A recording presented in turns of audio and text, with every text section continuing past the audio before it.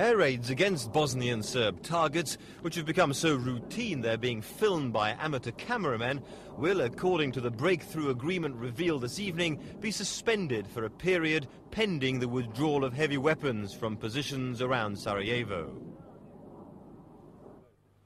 With evidence such as this vast crater in northern Bosnia that the Nato strikes were causing widespread destruction, it appears that the Bosnian Serbs have complied with Western alliance demands, which may lead to a ceasefire around Sarajevo. But NATO planners themselves will be secretly relieved, as the air campaign had lasted so long there were few non-civilian targets left. Earlier today in Croatia, the US negotiator Richard Holbrooke, conducting diplomacy at breakneck speed, sensed he was on the verge of a significant new deal. We changed our plans after a long evening with President Milosevic because he asked us to convey, on behalf of the Serbian side, an important message to General Janvier and Mr. Kashi, which we also informed President Tudjman of, concerning the possibility of a cessation of hostilities in the Sarajevo airport. Bosnian Serb heavy weapons have, of course, been withdrawn from the Sarajevo exclusion zone before. The UN ultimatum in early 1994 resulted in the Bosnian Serbs' compliance without the use of air power. The deal then was brokered by Russia, which sent in troops to the Serb-held sector of Sarajevo, allowing the Bosnian Serbs to save face by saying they had won a concession. But that ceasefire was eventually broken. By the spring of this year, the Serbs had seized their heavy weapons back, and the shelling of Sarajevo's civilians had resumed. The past 2 days have seen enormous gains in central Bosnia by the alliance of Croatian and Bosnian government forces, such as the capture of Jajce, a town of great economic and strategic importance. The loss of so much territory so quickly by the Serbs has led to suggestions that they may not have put up much resistance.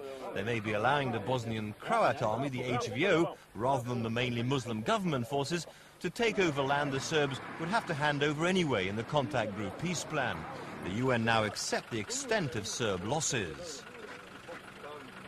We have no reason not to believe the Croatian media reports that they have made a significant advance, probably gaining about 2,000 square kilometres, 770 square miles, with the major axes having been Sipovo and Jajce. If there is a behind-the-scenes deal between Serb and Croat politicians, it's at the expense of ordinary soldiers like this Bosnian Serb fighter, wounded and captured by HVO soldiers during the assault on Jajce. It's also causing the misery of tens of thousands of Serbian refugees escaping from the Croat Muslim offensive. Not only is their own self-styled republic hard pushed to care for them, aid agencies have long had difficulties operating in the Bosnian Serb-held territories.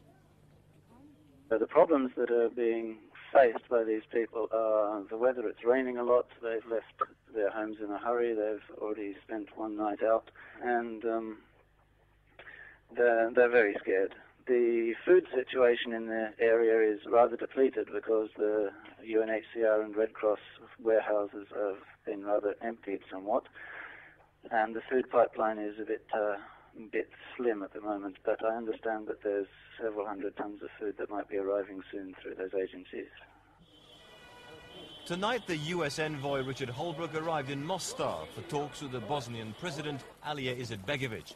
A part of today's agreement on the withdrawal of Bosnian Serb heavy weapons from the Sarajevo exclusion zone depends on a promise from the Bosnian government that they won't take advantage of the new balance of forces, a temptation which the Bosnians may find hard to resist.